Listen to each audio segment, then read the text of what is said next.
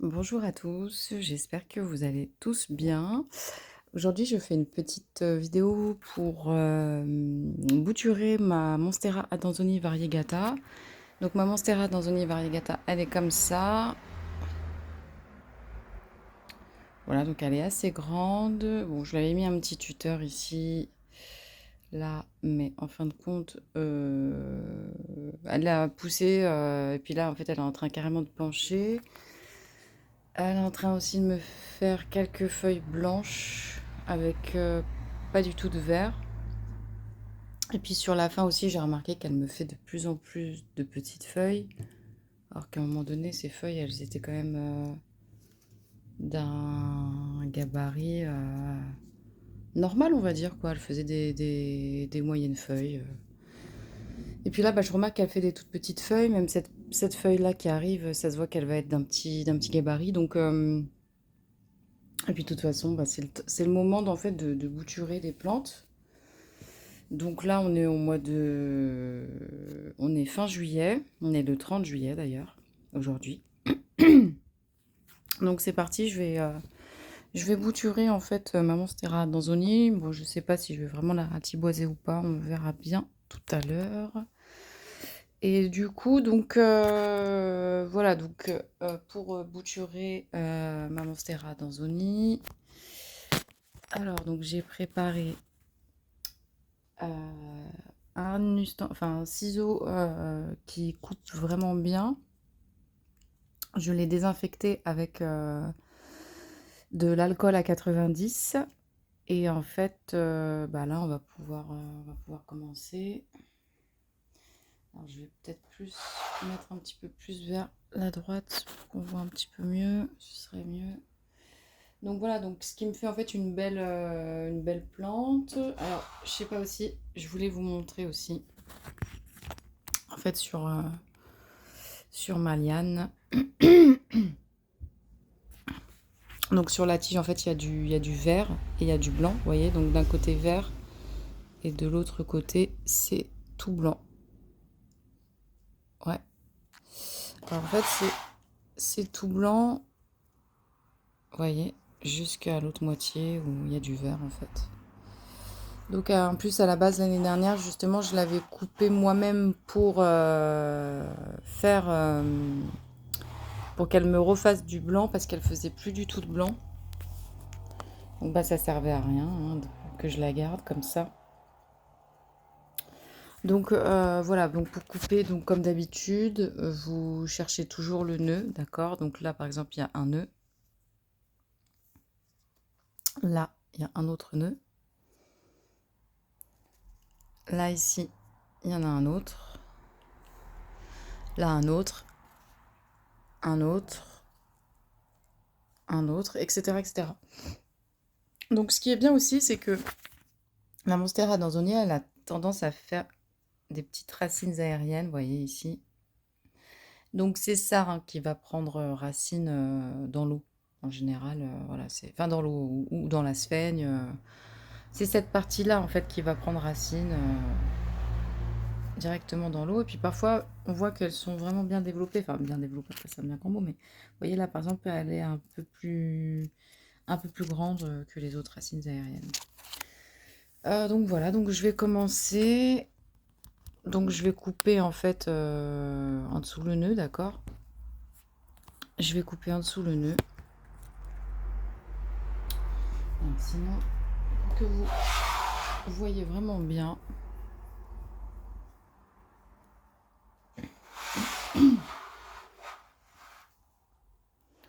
Voilà, donc là c'est la fin de ma plante, d'accord?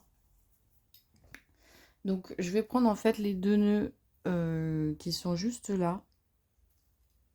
Voilà. Et je vais couper en fait en dessous le nœud. Donc ici. Après, je pourrais faire aussi un tronçon. Ouais, je réfléchis, mais non, je pense que ouais, je vais faire comme ça. Ouais, je vais faire comme ça. Je vais maximiser en fait mes chances de repousse. Voilà, donc ce qui me donne le premier comme ça. Donc en fait, une fois que je les coupe, Je pose en fait sur ma sphène, vous voyez. Voilà, je vais la poser. Après, bien sûr, je vais mieux les disposer, d'accord? Je vais mieux les disposer pour qu'elles soient bien, pour que la petite feuille, par exemple, elle soit pas en contact avec la sphène aussi, pour éviter qu'elle pourrisse, tout ça. Donc, je vais faire un petit truc ici, sur le côté. Voilà, après ça, je le ferai après. Ça, ce sont des petits détails. Donc, vous voyez déjà, ma monstera, entre guillemets, elle pend presque plus. Voilà. Donc, on va continuer. Hop, on va continuer.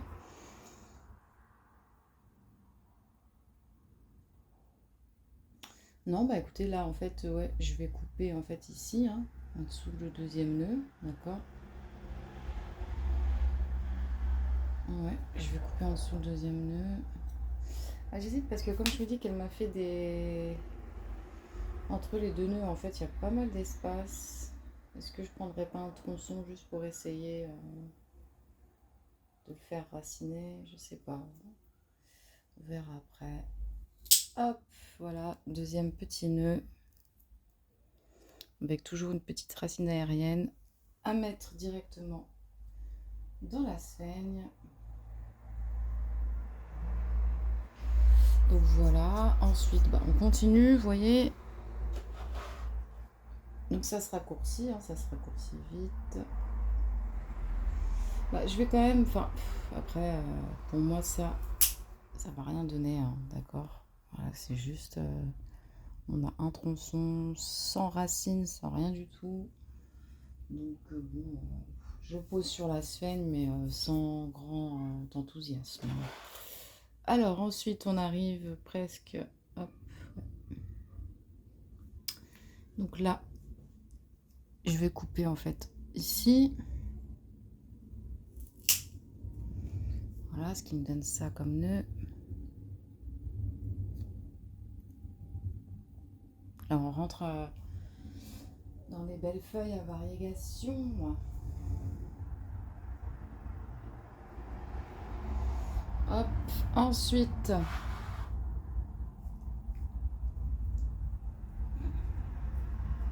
Alors cette feuille là elle était carrément pliée. Alors des fois les adanzoniers ça fait ça.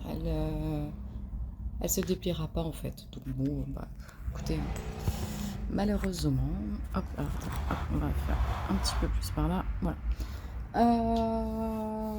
Tic tic tic.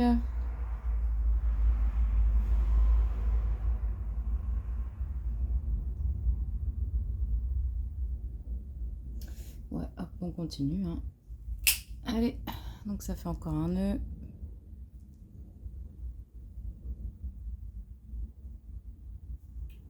Ok.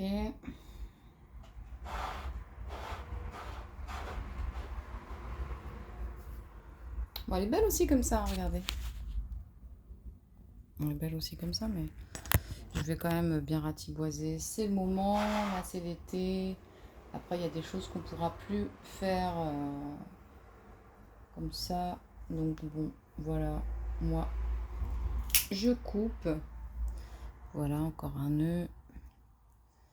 Je coupe, je coupe, je coupe. Puis en même temps, enfin, ça va lui faire du bien hein,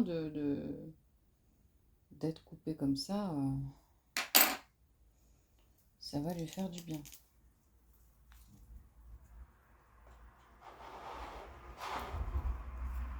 Non, je vais continuer. Hein. Ah ouais, je vais continuer. Je vais continuer. Ah oui, je vais continuer. Donc là.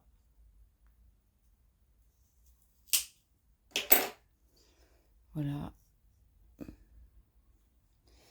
Ouais, je vais quand même mettre un petit peu de cannelle aussi. Sur tout ça pour bien protéger le tout.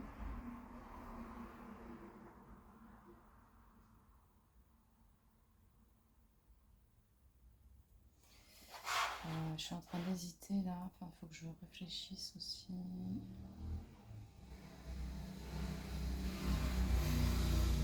Ah non, là, je vais arrêter. Je vais arrêter parce qu'il ne reste que 2 feuilles en fait. Voilà, parce que le reste, c'est... En fait, j'ai 3 plantes différentes. Enfin, j'ai 3 plants différents dans mon pot. Donc, il y a une petite ici à droite, celle du milieu et là. Et l'année dernière, j'avais bouturé ici. Donc voilà. Donc voilà donc ce qui me donne tout ça. Après moi comme je vous dis je protège avec, avec de la cannelle. Donc je ferme les plaies avec de la cannelle.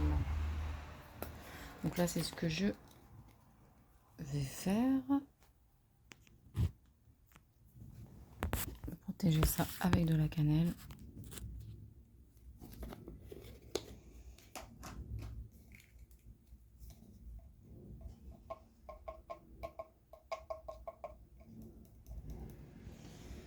Puis une fois que c'est fait, bon, on est tranquille. Après, on n'a plus qu'à attendre que ça racine tranquillement. Donc je regarde un petit peu en sphaigne, voir comment ça se passe si elle n'a pas de mal à raciner. Si elle n'a pas de mal à raciner, bah en fait ça va super bien se passer. Donc il faut que je regarde tout ça et après, bah, sinon si vraiment on voit que ça fonctionne pas du tout, bah en fait on passe par la case directement eau. Mais c'est vrai que je préfère pas en fait les mettre dans l'eau parce que bah on sait jamais, il y a plus de chances entre guillemets de à ce que ça pourrisse quoi. Donc c'est ça moi qui me fait peur un petit peu de mettre des plantes, on va dire entre guillemets assez délicates dans l'eau. C'est qu'à un moment donné en fait ben ça fait un petit peu peur. Moi j'ai pas envie de prendre le risque. Donc du coup bah, je préfère pour l'instant j'ai essayé en fait plusieurs boutures en sphaigne. Ça a l'air de fonctionner pas mal. En tout cas, chez moi, avec moi, ça va, ça se passe assez bien. Donc, ce que je me suis dit que c'était bête, tout simplement de les mettre dans l'eau, même si c'est un peu mieux, enfin un peu mieux pour moi l'eau, parce que bah, je suis un peu plus familiarisée avec cette méthode de bouturage. Bon, au pire, je vais remettre un petit peu de Sven Fraiche par-dessus, c'est pas grave. Mais au final, je vais préférer faire comme ça parce que j'ai vu que bah, déjà ça fonctionnait bien quand je l'ai fait à peu près avec toutes mes boutures, sauf le philodendron Birkin, ça n'a pas du tout fonctionné. Enfin, sauf une bouture là qui est encore dedans. Mais sinon, mis à part ça, ça marche assez bien. Ça fonctionne assez bien. Donc, comme c'est comme ça, je vais pas me prendre le chou, hein, je vois que ça fonctionne bien, bah je continue. Ouais, je vais remettre un petit peu de sphène. En fait, je vais pas toucher la sphène qui est déjà en dessous. Je vais en remettre par-dessus. Voilà, ce sera mieux. Je vais en remettre par-dessus. Voilà, donc on va dire c'est plus une question de confiance pour ma part qui... Voilà, comme j'ai vu que ça racinait bien en sphène, voilà, je préfère les mettre en sphène que de les mettre dans l'eau. C'est mieux. Ça... En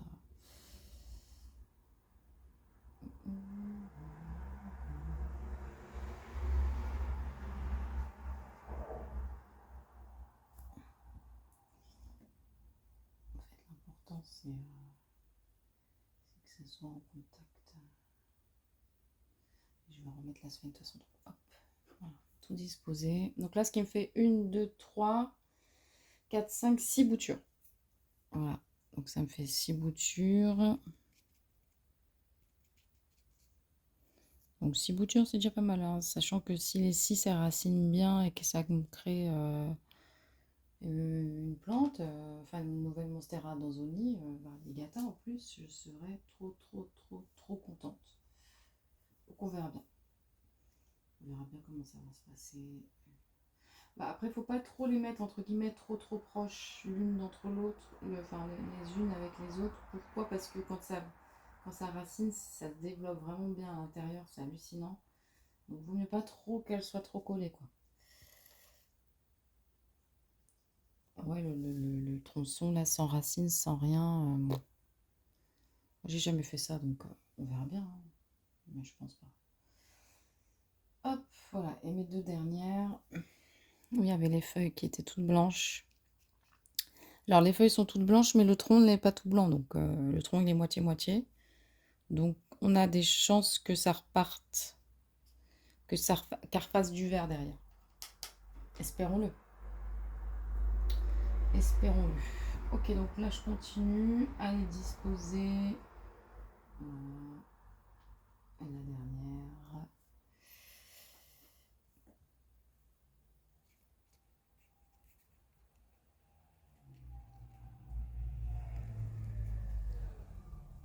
Et voilà, et la tête, elle n'a pas été coupée, donc c'est bon.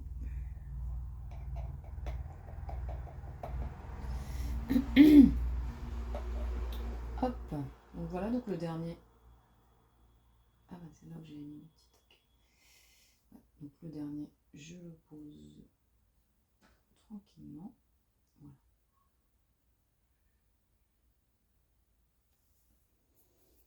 Voilà, tout simplement, hein, sans trop se prendre le chou, hein, pas besoin. Voilà.